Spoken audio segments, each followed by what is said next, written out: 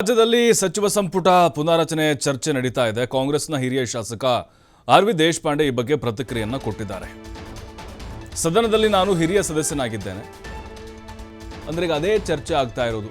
ಮುಖ್ಯಮಂತ್ರಿ ಹಾಗೆ ಡಿ.ಸಿ.ಎಂ. ಡಿ.ಕೆ. ಶಿವಕುಮಾರ್ ದೆಹಲಿಗೆ ಹೋಗ್ತಾ ಇರೋದು ಕೂಡ ಅದೇ ಕಾರಣಕ್ಕೆ ಅನ್ನುವಂಥ ಮಾತು ಕೇಳಿ ಬರ್ತಾ ಇದೆ ಅಲ್ವಾ.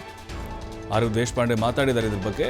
ನಾನು 1983ರಿಂದ ಶಾಸಕನಾಗಿ ಕೆಲಸ ಮಾಡ್ಕೊಂಡು ಬರ್ತಾ ಇದ್ದೇನೆ.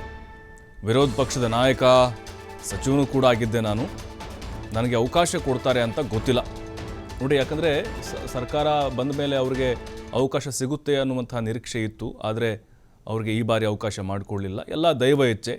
ಸಚಿವ ಸ್ಥಾನ ಕೊಡ್ತಾರೆ ಅಂತ ನಾನು ಅಂದುಕೊಂಡಿಲ್ಲ ಅಂತ ಹೇಳಿ ದೇಶಪಾಂಡೆ ಹೇಳಿದ್ದಾರೆ.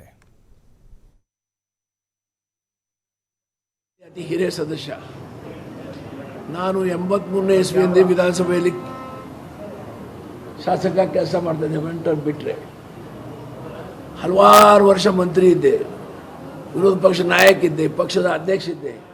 ಎಲ್ಲ ಅಧಿಕಾರ ನಾನು ನೋಡಿದ್ದೇನೆ. ಹಾಗಾಗಿ ಅಧಿಕಾರ ಹಿಂದೆ ಉಡುವ ವ್ಯಕ್ತಿ ನಾ ಅಲ್ಲ.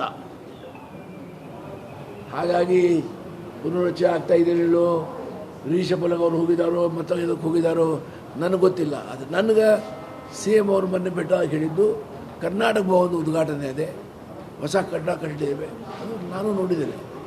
ಅದಕ್ಕೆ ಹೋಗ್ತಾ ಇದ್ದೇವೆ ಅಂತ ಹೇಳಿದ್ರು, ಅಷ್ಟೇ ನನಗೆ ಗೊತ್ತು. ಸರ್, ಯಾಕೆಂದ್ರೆ ಸಂಪುಟದಲ್ಲಿ ನಿಮ್ಮ ಹೆಸರೇ ಈಗ ಇದೆ ಸರ್. ದೇಶಪಾಂಡೆ ಅವರಿಗೆ ಬಾರಿ ನನಗೇನು ಗೊತ್ತಿಲ್ಲ. ನೀವು ಕೊಟ್ಟ ಮಾಹಿತಿ ಧನ್ಯವಾದಗಳು, ಬಟ್ ನನಗೇನು ಮಾಹಿತಿ ಇಲ್ಲ. ಅದು ನನಗೇನು ಮಾಹಿತಿ ಇಲ್ಲ. ನೀವು ಕೇಳಲ್ಲ, ಕೊಟ್ಟರೆ ತಗೊಂತೀರಾ ಅಂತ. ಅದು ಯಾಕೆ ನಾನು ನಿಮ್ಗೆ ಹೇಳಬೇಕು?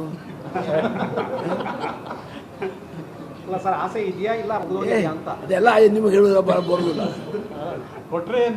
ಜನರಿಗೆ ಈಗ ಮುಂಚೆ ಎಲ್ಲ ಹೇಳಿಬಿಟ್ರೆ ನಮಗೆ ಗುಟ್ಟು ಅಲ್ಲ ಸರ್. ನೀವು ಸಚಿವರಾಗಲಿ ಅನ್ನೋಂಥ ನಮಗೊಂದು ಆಸೆ ಇದೆ ಸರ್. ಅದನ್ನ ಆಸೆ ಇದ್ದಿದ್ದ ಬಗ್ಗೆ ಧನ್ಯವಾದಗಳು. ಈಗ